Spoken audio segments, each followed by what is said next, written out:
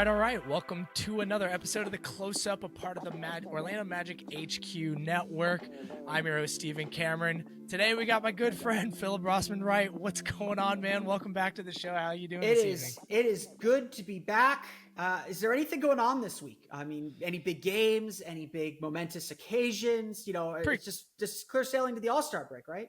Pretty quiet week. Pretty quiet week. Yeah. No trade deadlines, no Miami game for standings, and nothing. We're Wemby okay. Making his first trip to Orlando. No Wemby. Just nothing going on. Nothing going on. We're just waiting for Tuesday, the national TV game, Shaq's jersey retirement. We're just waiting. Just a casual Monday. Listeners, we're recording this Monday, February 5th, 2024. The Magic have just they're on a 3-game winning streak, and they have some really fun things like we were teasing. The trade deadline, big game versus Miami Heat that Phillip is going to road trip down for, all sorts of things, this new big closing lineup. So we have a few things we're going to talk about today with Phillip. As like I said, the 3-game winning streak. We're going to dig in a little bit to Cole Anthony in that second unit, just because they've been struggling a little bit and we want to figure out why. Obviously that the big lineup that we've been closing with J.I. playing, without a point guard, it's a massive lineup. All 4 guys plus a 6'4" or 7 or 6'10" and above. It's wild. And Jalen Suggs being the shortest guy on the court. And then obviously trade deadline stuff. So before we get into that with Phillip, though, just a couple of housekeeping things I want to remind you of. We are a part of the Believe Podcast Network. Make sure you tap into all the Believe content. They're going to have a lot of Super Bowl stuff coming up this week. They're really big into the NFL. Also, they have a bunch of NBA podcasts. So go ahead, check out Believe Podcast Network. Second thing, check out our Instagram subscription program. We're about to be doing another giveaway probably after the All-Star break. I believe we'll probably run another one. But even outside of that, come join our subscription program. It's $5 a month. It gets you into the group chat. It gets you 20% off select home games. They actually just released the rest of the home games for the season. And it's pretty sick. There's some good games on there that you can get some good discounts on. We're going to be doing a Q&A after the trade deadline, probably next week, for just roundtable talk for our group. And then we just do custom content just for you guys. So think about joining that. That $5 just comes back to you eventually with better content, and giveaways and stuff like that. It allows us to just keep pushing this train along. So all your support's really appreciated. We're very thankful of that, and we're very thankful for all of our current subscribers. So appreciate you all. And then the last thing we're going to do is we're going to talk about our presenting sponsor of the week. It's the normal Bet Online. They're great partners of us. We love Bet Online. I was actually on their site just the other day thinking I might need to place some bets recently, because it's playoff time and the road to the NFL victory goes through San Francisco and Kansas City. Bet Online is your number one source for playoff football odds, stats, trends, and lines, with everything from point spreads to hundreds of player performance prop bets. Head to Bet Online today to stay updated on all the action. Bet Online, where the game starts. Another thing that you can use Bet Online for, and Phillip, we did not talk about this, but I'm just bringing you in hot right now, just because I want to give our sponsor a little bit of extra love, and I want to kind of jump in and tease a little bit of what we're getting into tomorrow. The Orlando Magic play the Miami Heat. Pretty big game. There's a lot on the line for this. It's potential tiebreaker stuff going on for the playoffs. They're a playoff team. Their standings. We're neck and neck with them in the Stanley division title for that banner. Y'all think that doesn't matter, but it does. It does matter. You still hang banners for that. We need banners in the practice courts. All right, come on, people. So yeah, I might have to place a bet on that one. I might have to place a bet on that. Phillip, if you were to place a bet, I would just highly encourage you to go to Bet Online and place a bet through them, because they're great, and You can use them in a lot of places that you can't use other traditional betting websites. I'm not encouraging anything, but I also am at the same time. All right. Phillip, the Magic are 27-23. It's funny, they actually haven't lost a game since my last episode. I'm calling our mutual friend Richard Stamen. You're putting all the pressure on me now. Like it's a locked on close up collaboration, because it was Richard Stamen was my guest last week. Locked on Big Board, Locked on Magic. We're just gonna keep this train rolling, baby. 27-23. They are currently, let me get back to my standings. Seventh. That puts them there seventh in the East. Half game back of Indiana, one game up on Miami. I got this memorized. I got my podcast to record right after this. It's nice. It's fun because just a few weeks ago we were like pretty solidly in eighth, and then the Heat started dropping. The Bulls started catching, which put a little fire under our ass. It was a little scary. And then Indiana just kind of, they didn't go too high. They didn't go too low. They just kind of stayed stagnant. Just with like where the Magic are right now, we've won 3 in a row. We've won 4 out of the last 5, and we've won 3 out of the last 4 on our 5-game road trip. Just how are you feeling about this team right now? It feels like things are changing kind of back to what we saw at the beginning of the year.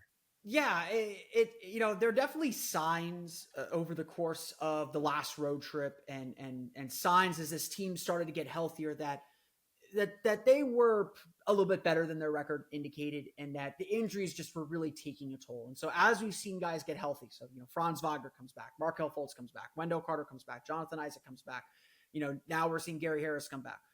As these guys work their way back into the fold, it just makes sense. You have better players. Guys are back playing the roles that they thought they were going to be playing in the preseason.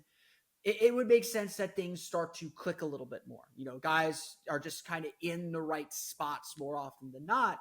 And Paolo doesn't have to carry as much, so he's not as worn down later in games, although he's still really good in clutch situations. It's just, so much of it is guys are back in their proper roles, and guys are back playing their proper areas. They know they have depth. That's been a strength of this team, so they can play with the intensity and fire on defense that maybe they couldn't when they were all hurt, because, you got to preserve yourself to get to the end of the game. You can't, burn too bright because you don't have that guy that's coming in to spell you. Jamal Mosley's, I think, mentioned it several times, specifically referring to Jalen Suggs, play yourself to exhaustion. Like they want guys to get after it like that. You can't really do that when you only have 9 guys available or 10 guys available, or right.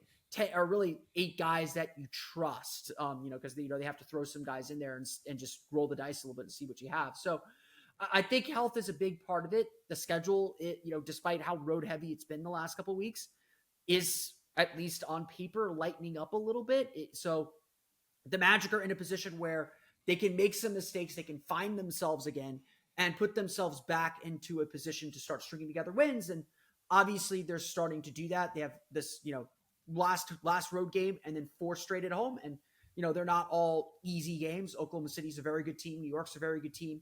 But they have these 4 home games, and that's, again, an opportunity to really build some momentum heading into the All-Star break before you kind of take your last deep breath before the end of the season.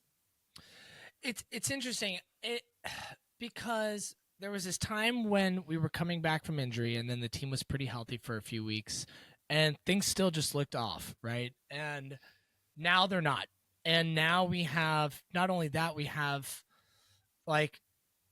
they're just back to their top dominant performance on defense too. And we know from earlier that's what was really what was bringing them wins, was their defensive effort.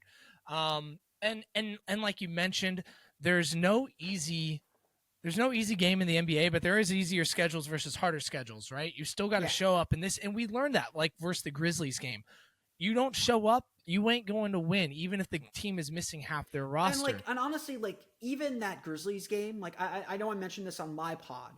I was more upset by the way they lost to Dallas than the way they lost to Memphis, because the way they lost to Memphis, they didn't defend great in the first half. And so they kind of put themselves in the hole a little bit, but I thought they played a great second half and they just couldn't hit a shot. And that's a problem with this team. We're going to get to it. But if you're losing games because you just have a really bad shooting night, which this team does, you can kind of live with that. What eats me is when the Magic have a great shooting night like they did Monday in Dallas, or last Monday in Dallas, Sure. and they don't take advantage of that because that means their defense is letting them down, and that can't happen. So generally, 12 points in one quarter doesn't help. It doesn't help, but you could survive. You could survive a 12-point quarter if you're only giving up 20. Sure. Like, they gave up what 36, 38, something like that. They gave up a lot of. They went up from up 6-17 to down 8. Yeah. They gave up a big swing. It was bad. It was very bad. The defense was a bigger issue, and the defense was you got them back in the game, obviously, but was a big issue down the stretch in that game as well. So, to me, what this stretch of games has really been about is now that everyone's healthy, you're right. They're back to their defensive identity. They're back to using their defense to lift them up, and your defense gives your offense a chance to stay in the game and can create some offense when you otherwise might not have it. That's big for this team, and that's their formula for success. And we are seeing that in a really big way, as I tease this, with our current closing lineup. We've seen it a couple of games now where Jalen Suggs is the smallest person on the floor. You can call him a point guard in this situation if you want, but they're all kind of point guards sort of in this situation. It's being run through Paulo and Franz, but so you got 6'4" Jalen Suggs, you got 6'10" Franz at the 2, you got 6'10" Paulo at the 3, you got Jonathan Isaac or Wendell Carter. Jonathan Isaac 7 foot. Yeah, they're just so big. Jonathan Isaac 7 foot, Wendell Carter 6'10", and that team that lineup is just ridiculous. I know you have the stats in front of you probably, or just memorized. I think defensively they're giving up like 83 points or something like just break that down. Just Jonathan Isaac, big lineup, closing. Jonathan Isaac playing 20 minutes a game. It's pretty awesome. Just go. I'm just going to let you thought. Yeah. So generally, I think what we all believe is that the Magic's overarching philosophy is let's just get the 5 best players on the court. Like, positions are fudgy. Get your 5 best players on the court. Have them be versatile enough that they can guard any position. That they're versatile defenders. And you can figure out how to piece together the offense. And so, to me, this is that ideal. Like, we got to the end of that game in Minnesota. And it was very much like, okay, the way Minnesota was defending Markelle Fultz early on, it was just like, you can't go back to him. No. Cole Anthony we'll talk about him in a minute. I know that's on our rundown. He's not reliable, and he's a negative defender. Not that he doesn't try, but he's a negative defender at this point. And so the logic was just, we're defending really well. This is a big team anyway. Let's go with Isaac. And obviously there's numbers to back up that this is working. They've only played 22 minutes together, which does not feel like a lot in 6 games. So that's almost 4 minutes per game. Side. Yeah. They got a 114.3 offensive rating and 97.9 defensive 93. rating. Yeah. And so this is a lineup that works. And I think what's really, really important to remember, and I think this would change things. The Magic have played from ahead in both of these games. They've been protecting the lead. And so I think the Magic understand that our best defender is Jonathan Isaac. Like as good as this team is defensively, and Jalen Suggs has been awesome defensively, Wendell Carter is great defensively, Jonathan Isaac is still the best defender on this team. And when he's healthy, by a mile. He's the top 2 defenders on this team. Yep. Jonathan Isaac in the post and Jonathan Isaac in the paint and Jonathan Isaac on the perimeter are the 2 best defenders on this team. Correct. If you're protecting a lead, you keep your best defender out on the floor and just let him envelop anybody. And Franz is a good defender. I don't love him guarding quicker 2s for very long, but for these short 3-4 minute bursts, it's a lot of us want to compare it to the Golden State Warriors death lineup with Draymond Green at center. Everyone forgets that they really only use that lineup for like 2-3 minutes at a time, really at the end of first half. So just kind of give a jolt before halftime. And then they use it in the playoffs as matchups dictated. That's kind of what the Magic are doing here. they use it for those last 4 minutes when other teams don't really know what to do with that kind of versatility and size. And Jonathan Isaac is such a monster defensively that, he can Cat can push him around, but he's still going to challenge and scrap against Cat. He can switch out onto Cade Cunningham and lock him down, or box out Jalen Duren. It's all because of Jonathan putting Isaac. A switch on Jonathan Isaac. He will just he'll take any switch you give him and be fine. Yeah, and everyone else is capable enough defensively that when you have a lead, it works. Like, I wouldn't say the Magic executed great to close that game out on Sunday in Detroit, but Detroit wasn't scoring on that team either. And so you could keep that lead at like 6-7 points instead. I'd love to see them extend that to 10-12 so we can relax, and they ended up winning by 12 anyway. But Detroit hung around, but they couldn't score on that group. And so at the end of the day, this lineup, this group, Jonathan Isaac, is just so locked down defensively. You don't worry so much about the offense because you're playing with the lead right now. Anyway, I am curious if the Magic are trailing, if they go to that lineup thinking, okay, we got to use our defense to create our offense. But, Jonathan Isaac is still very much a work in progress on offense, even though he had a big shot. He had the big tip in against Minnesota. So again, it's not like he's a zero, but the Magic are still playing with guys that don't have much of an offensive game out there. Yeah, his offense is definitely what's missing. You see him trying, it's just not all clicking together yet, and shots are not falling for him yet. He's had a couple of good moments where he's cut to the basket well, or like that tip in. He's taken some threes, but they're not falling really. He's hit a couple here and there at good timing. They're not running any plays for him. Let's be he's clear still just kind of like, playing within the flow of what happens organically with him, and hopefully, a lot of standing in the corner. And that's okay for now. That's fine. Ultimately, we should have other players on the team offensively that can allow him to kind of be one of the weaker guys on that side. Sorry to interrupt, but to that point, a lot of coaches, and like, this is why the Magic went with Terrence Ross over Jonathan Isaac back in 2019 and for parts of 2020. A lot of coaches prefer to put their best offensive lineups out late in games, even if it costs them defensively, because they want points. It's almost an Elam ending thing. Is like, we got to hit a target score as much as protect the lead. The Magic are almost taking the opposite mentality of saying, we've got a lead. All we got to do is hang on. And we've got the ace in the hole in Jonathan Isaac to help us do that.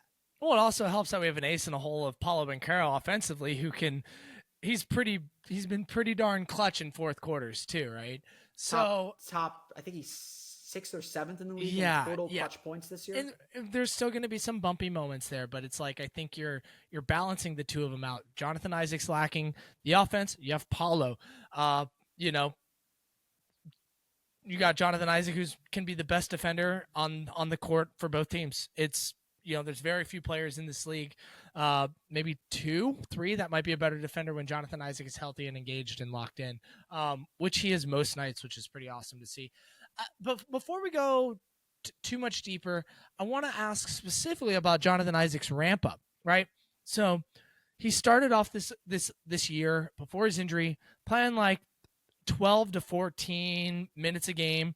Occasionally there was a little abnormality there. There was a game where he played like 19 minutes, a game where he played like 16 or 17, but mostly kind of stayed in that 12 to 14 minute range. And then they were just like, about 2 weeks ago, week and a half ago, they're like, 20 plus minutes. Let's go. And it looks like he's done really well with that, right? There was that moment where Fultz was out on the back-to-back after the Grizzlies game, going to Memphis, or I think that was the schedule, or going to, not Memphis, sorry, going. It was Phoenix, Dallas. Dallas. Yeah, thank you for that. Phoenix at home, starting on the road trip in Dallas. And, he played 8 minutes in the first half. Magic fans, calm the fuck down. All right. They did not plan to only play him 8 minutes that night. We heard it in the post game. I still see some of y'all chirping out there. Excuse my F-bomb, but at the same point, it's not that hard to understand that the intention was to play in both halves. He wasn't feeling 100%. They said, you know what? Let's not push that person. He's really important to us. So they took him out. We had to threw some things off. We lost the game. Oh, well, Magic fans. Sorry, I'm on my soapbox. I just want you all to I chill out. I will play the devil's advocate here. I'm fine with all that. Like, I get it. This isn't 2K. Guys aren't just magically better, and you can play them 30 minutes. Right. There is a ramp up, and they're very careful with Isaac for very good reason. My only complaint about that whole situation is that the Magic never specifically told us what was going on. Like, they should have announced Isaac was experiencing soreness. They decided to not play him in the second half, and that announcement never came through their PR channels online. It never came through the broadcast, except for what Dante said, saying that this was the plan. Which again, Right. that again is, to me, is just miscommunication. Totally. We were happy to see Jonathan Isaac play in a back-to-back period, and there's not many of them left. And as I keep reminding people, there's no back-to-backs in the playoffs when things really matter. So let's be calm about it. And we'll be okay. And it's very frustrating how they dance around that stuff, and that's never going to change.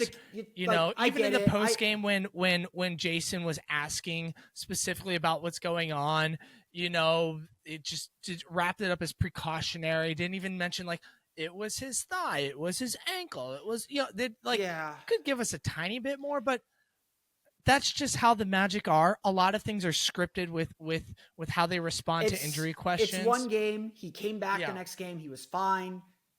We're moving on. But anyways, outside of that one game, the ramp up. How are you obviously I'm imagining you're enjoying this ramp up, but what do you kind of expect him to get at by? Is there another stage of this ramp up that you think he's going to get to by the end of the year? What are you kind of thoughts on the ramp? There definitely is. I mean, Jamal Mosley has said as he hit that 20-minute mark that they're trying to push him a little bit more physically. They're trying, they're constantly communicating like how are you feeling, like the soreness issue, like any soreness, any like tightness, anything like that. But they feel they're at a stage with him where they can push him a little bit. He played the entire fourth quarter against Minnesota. And honestly, it was awesome. Honestly, that is more significant than playing 20 minutes in a game. Like being able to play 12 minutes of an NBA game straight and play at the high level that he played at throughout that entire quarter. Like, Jonathan Isaac, I don't want to say won that game, but Jonathan Isaac was a big factor in that game. And it was a huge win, one of the best wins of the season. They're willing to push him more. And to me, that says he is getting healthier. I mean, I think obviously the big hurdle for him is playing in back-to-backs, being able, being comfortable enough, there's no back-to-backs in the playoffs. I know I just said that, but that is like the last big hurdle, is being able to kind of deal with the regular grind of the season, and not have those restrictions in place. And so, I think we're still not there. It wouldn't surprise me if he plays the back-to-back next week, Oklahoma City, New York, before the All-Star break, because there's no travel involved. But there was another home back-to-back that I think Markelle Fultz ended up not playing in because even though there was no travel involved, they didn't want to push him on a back-to-back. So again, it's a lot of it with these guys is like this team has their benchmarks. They ask how the guys are doing. They have their data. They have data on all these guys. They used to have Catapult. I don't know if they still have Catapult, but they all have wearables. Like, they know like what these guys are, and whether that science is good or not. The NBA seems to be disputing some of it. The Magic have their benchmarks to say, okay, he's ready to do this, and then they're going to do it. And kind of like concussion protocol, they're going to do it, see how you feel, and then you got to kind of do all the other steps before you get to do it again. So. I'm a big believer, just like everything else, it's process over results. We can discuss and say whether the process is flawed, whether the Magic need a new process. That's not really for us to say. We're not doctors, but as long as the Magic are following that process and they feel they're ready to push him a little bit more, then they're doing the right things. I personally don't have a problem with the process. I think the only thing I wish we had more, and it's not even JI related, it's just information. Give us better communication on things. Like, it doesn't have to feel like a script to where it shouldn't people be like so you who are in the post game don't even want to ask questions and waste a question on it because you're just going to get a blanket response. I had some people in one of our post games. And look, I get some of it. Like, I get not putting a timeline on a guy. Like Jeff Weltman has explained why they don't put timelines on players. They don't want to put pressure on the player to come back sooner and get hurt. They don't want to set a date and then they hit that date and they're like, well, he's not ready. And now everyone's ticked off at the team. There's like, other ways they can balance that yeah, stuff. Yeah. Like that's not going to change. So like we're an understanding media. We're not like New York. We're not Sharks. There's like there's 5 of us in that room. Like we're not out here to get anybody, for the most part. Maybe there's a few people that Pat Beverly sends in, but we're not out here to get people. Like we get it. And so like I there's not an adversarial relationship, but it definitely feels like, hey, you can trust us that we're not going to exploit the information that you give us or twist it. Yeah. Total aggregated. I don't know. That's how I feel. That. I don't know. I don't know. Maybe we need to be like that. I don't know. I don't think so. No, maybe that's an off-air conversration. I don't think that's the right way to do journalism. So no. They've been fair with us. We should continue to be fair with them. All right, let's move past JI and how we wish this front office would talk a little bit more about injury. We don't have to totally move on past JI. I'm sure. Well, he'll come back. The good news is no one's hurt now, so there's nothing to say. We're good. Yeah, exactly. Everyone's healthy for once. It's pretty nice. All right. The second unit, I want to talk about the second unit for a second, and Cole Anthony specifically. He has been in a slump. There was a photo of, God, what was the NBA player? There was an NBA player, and they did the photo before and after haircut, and it was just like before haircut, bad. After haircut, stats were insane. And it's kind of been the same with Cole, except in reverse. Before haircut, great. After haircut, the mojo has been gone. Granted, he was dealing with an injury for a long time, and he was playing through it, which definitely probably was a factor in his performance. And I don't know, maybe he's still dealing with that right now. I'm not sure, but what's your thoughts on Cole Anthony and the second unit? Like, they used to be one of the best second units in the league as far as scoring, and now I can't say they're even close to that. So yeah, what's going on here, Phil? A lot of it I think Cole is probably still dealing with that quad issue. And so I'm concerned, don't get me wrong, but I will be more concerned if it's still an issue, if this is still an issue after the All-Star break, if, he doesn't get that week off and he doesn't look a little bit more springy and refreshed. But honestly, like, I think some of it this is just kind of how Cole Anthony is. Like we've had 3-4 years with him now.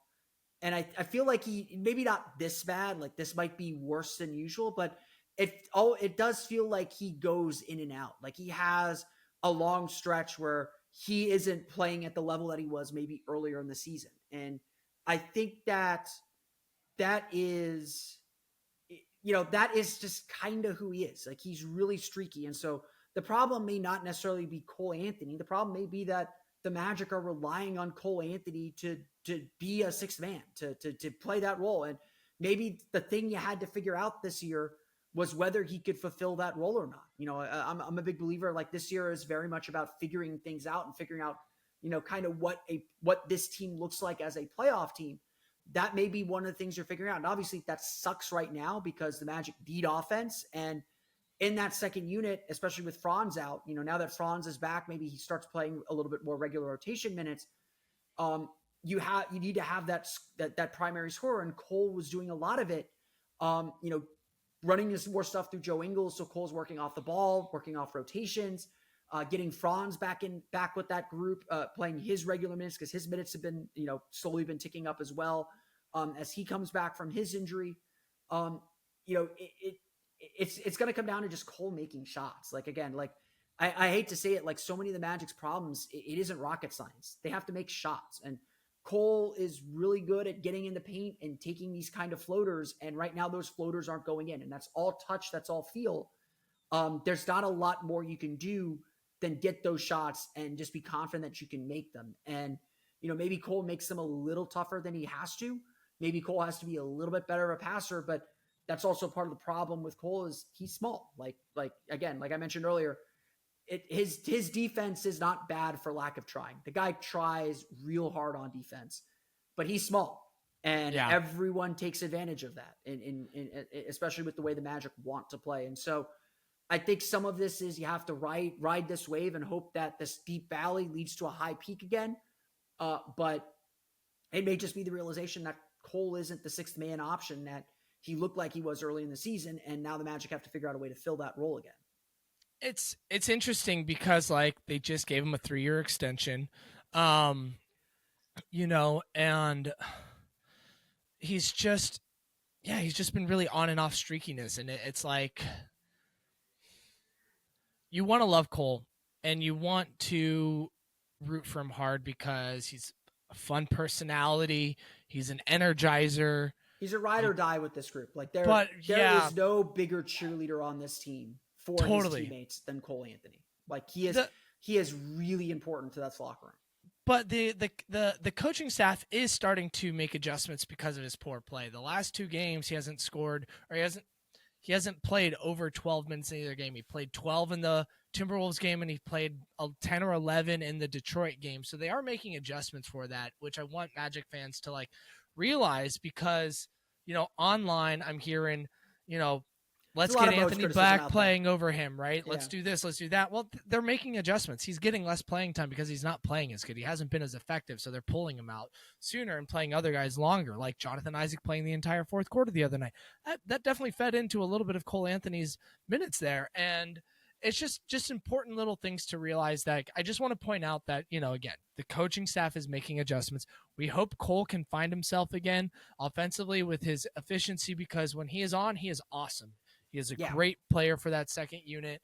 But I want to point out too, like sure, the second unit is still winning a lot of these minutes. Like the Magic destroyed Minnesota in the second and fourth quarters on Friday. They won the Pistons game because of their second and fourth quarters. So even though Cole may not necessarily be scoring and he can be a bit of a drain, they're still winning these minutes. I don't know what his plus minus is in these last couple games, but at least during this win streak, the Magic are still like winning the minutes that Cole Anthony would typically be in the game just generally. So I'll tell you his plus minus in the Detroit game was a -1, but something funny, his plus minus in the Timberwolves game was a +2. So and again, individual plus minus in an individual game doesn't tell you much. Yeah. And obviously like the Magic were down 17. If Cole plays a little bit better, maybe that number jumps up a little bit more. We're not saying here that the Magic don't need more from Cole, but like at the end of the day, the only stat that matters for any of us is, did you win the game? Did you score more points than the other team? Like that's the stat that matters the rest of the season. Because we're in a playoff chase. Yeah, and you want to be able to like just rely on that second unit to do their job and score. And when Cole's on, you just want to see him continue to make buckets. It's just fun. It's fun, and it's hard and frustrating to see him struggle right now because he's one of the few offensive players that can really help swing this team, and get hot on the second unit. And we don't have many players that can just get hot and get going, right? There's a couple, and Cole's one of them, but he hasn't been there. Which then brings me to the trade deadline, right? We're a few days away. We're 3 days away. When you guys are listening to this, 2 days away. Things could be happening by the time you listen. We could have Dejounte Murray or broken, surgery repaired Zach LaVine on this team in a day. Probably not. Neither one of those are actually going to happen, but it's possible that they could do something big by the time you hear this podcast. Sorry, I had a tab, the ESPN tab was playing an ad in my ear at the same time. I had to quickly close that tab out. And I'm just checking right now. Woj has not dropped anything about the Orlando Magic. His last post was 6 hours ago about Donovan Mitchell playing in the 3-point shooting contest in the All-Star break. So with this team, with some of the holes that we have, with them having all their own picks, plus a bunch of extra seconds, plus an extra first, plus some pick swaps with Phoenix, and a bunch of really tradable contracts. How are you feeling about this trade deadline? We could do something big. We've been connected to a few people. You and I, as we were talking in this lead up, obviously don't think we're going to do something big, but I do think personally, I think we're going to do something that will affect the roster in a positive way, right? How are you feeling about this trade deadline? Yeah, I think the biggest thing for me is that the posture for this franchise and for this team is completely different than anything we've seen from Jeff Weltman before. We are no longer sellers at the deadline. The Magic are buyers. They're looking to find something to make this team better. They're not looking to collect assets. They're not looking for draft picks. They're looking for a way to make this team better. But I still think the most important thing to recognize and understand is that the Magic aren't necessarily playing for this season. As much as I think we all want to get to the 6th seed, and that's very much in play. The Magic are a half game back of Indiana. They've won that season series already. They got Indiana one more time in Orlando. They got one of the easier schedules left in the NBA, at least by opponent win percentage. There's very real opportunity for Orlando to avoid the play-in entirely, but nothing Orlando's doing is going to ensure that. Like, they don't care about that. They're looking at it at a 2 to 4 year window. They're looking at the next 2 to 4 seasons. Like, what can we bring that's going to help us next season and set us up or tell us something about this group moving forward so that we can get, from where we are this year to second round next year, to Eastern Conference Finals in 3-4 years, to NBA Finals in, let's say, 5-6 years. Like, that is the track the team wants to be on. And so they're not about to go spend all their most valuable assets to go get if Zach LaVine were healthy, a Zach LaVine, a DeJounte Murray, a D'Angelo Russell. They're not about to kind of go crazy just to make sure they make the playoffs this year. They're pretty sure they're in the play-in. They're pretty sure they're in the 7-8 game regardless. That's huge progress for this group and for this team.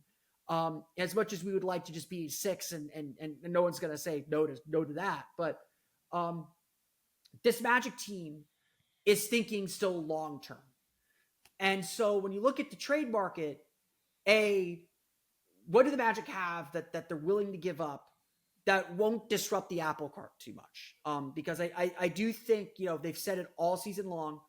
They value their continuity. They value that familiarity. And yeah, things may be bumping up against the ceiling for this group. And I believe that wherever they end up this year, as far as this group is constructed will go, they definitely need to add things. But they don't want to just throw away what they've built. They want to give this, I think, honestly, they want to give this team the chance to go as far as they can go.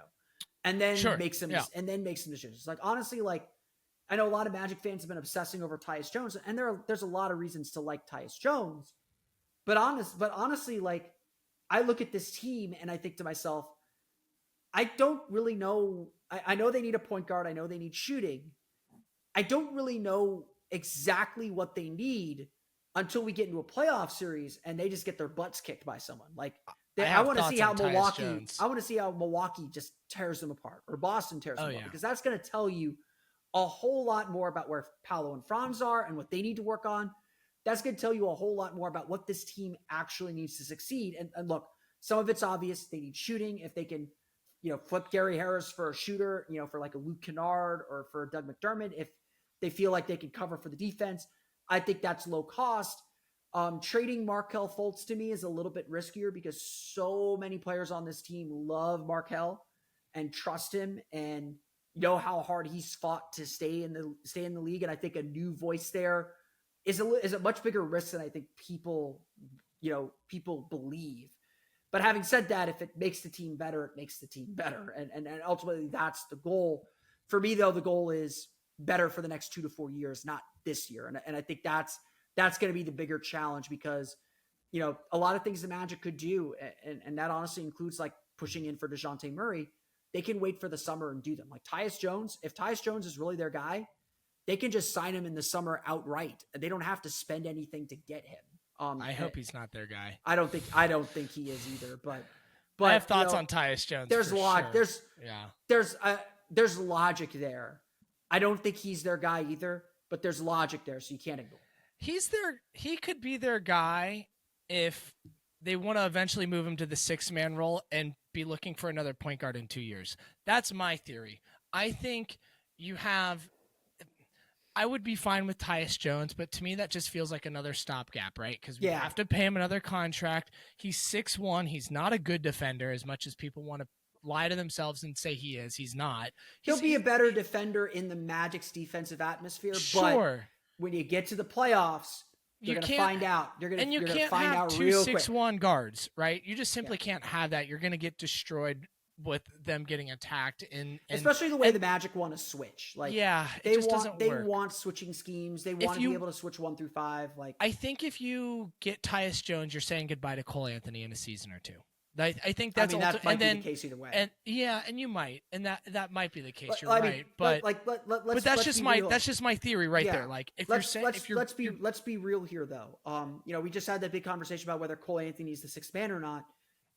Like, us wavering on that is very much a sign that he's probably not part of this team. Moving forward. And I think what's really, really important to remember is they just can't trade him because they literally just signed him to an. But they're not going. The trade is very complicated. I don't think they will. I don't think they will. But even this summer, I think is too soon. I think they'll do him at the next deadline at the earliest. But this, like, the team that they have now is not the team they're winning a championship with. No, of course not.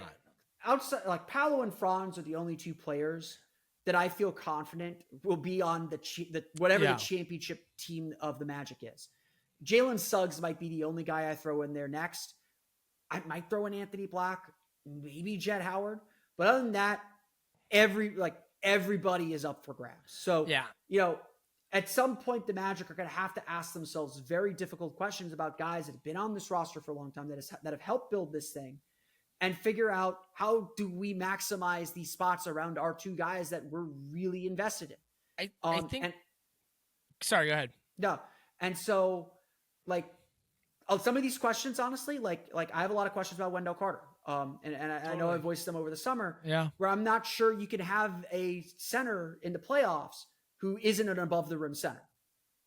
I agree. But I think Wendell Carter's earned the right to prove to us whether that thesis is true or not.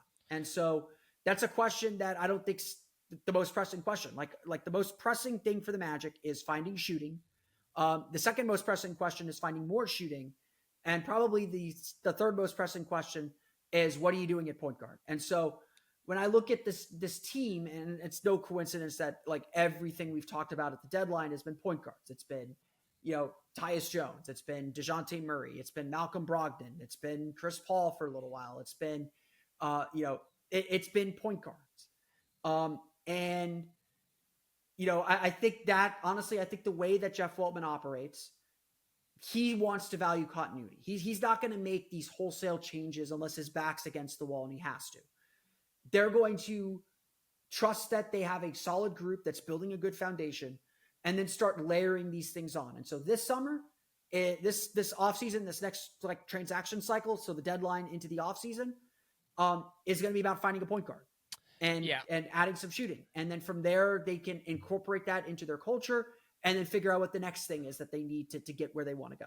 I don't think anyone's really expecting, like, a big move. I do think there's, like, a marginal move that's going to happen where, Gary Harris could be flipped, maybe Chumo KK and some seconds. Value. Salary filler. He does have value for salary filler. I do think and I've nothing to support this, but I do think the Magic are probably open to trading their draft pick. And they should be. I think they're not using Jet Howard right now. Like, what are they going to do with another rookie on their roster? Jet Howard can be the rookie next year. Exactly. But I think, like, just going into that, and part of the reason why I was going into the Tyus Jones rant was more just like, one, Tyus isn't a long-term fix at point guard as a starter, right? And you got to pay him. And you have to pay him this summer. You're probably looking at figuring out that situation again as a starter in another year or two, and he is going to the second unit. So, like, if you want the Magic to trade for that point guard right now, Tyus Jones, that's likely the timeline. You're also seeing us having this question all over again in a year and a half. Mark Helfholtz, he's expiring. I don't personally see him back on this team next year, but this front office also is not scared to let people, like, hit free agency in the summer. Like, they want to bring him back, they can bring him back. They can extend him if they, I'm sure they can negotiate. They got till June 30th to extend. They've been fine to let people just walk. We've seen both, and that is okay. Markel Fultz doesn't have a lot of value around the rest of the league right now either. He's played 16 games, maybe 17 so far this season. So just like kind of wanted to like harp on that just for a second. Like I'm with you. I think the splashiest move they could make, but then this goes everything against we just said is like Malcolm Brogdon, but that ruins the continuity thing because to me, if you're getting Malcolm Look, Brogdon, you got to throw out Markel Fultz to go get him. yeah, and like I mean, I think Brogdon is a really good fit, and I think he would at least give this team a kind of test for what they're looking for at point guard. Yeah, Because part of this equation too is if they really believe in Anthony Black, then all they need is a placeholder. All they need is a totally. guy to hold the boat steady And, for 2 years until Black's ready to take over. But having but said that, they have shown no inclination that Anthony Black is a point guard. They don't play him like a point guard. They don't use him like a point guard. He's they're very like kids gloves with him, almost too much. He deserves to do more than he's done. And so, I don't know if they're looking for the answer, but they're looking for an answer to hold their boat steady for the next 2 to 4 years as they figure some stuff out and they figure out who they are. And so, and you talk about like, I don't necessarily, I like Brogdon as an idea. I don't think there's necessarily a trade framework with Portland to make it work with what Portland's looking for. If the Magic do go all in, I do think there's an opportunity to do so with DeJounte Murray to get kind of a third all-star level player. He fits the size that they like. He's not a terrible defender. He's not a great defender. And I think being in the Atlanta atmosphere hurts him a little bit defensively. He goes for steals a lot. But he gives you another great scorer, big point guard, doesn't need the ball in his hands all the time, although he's better with it.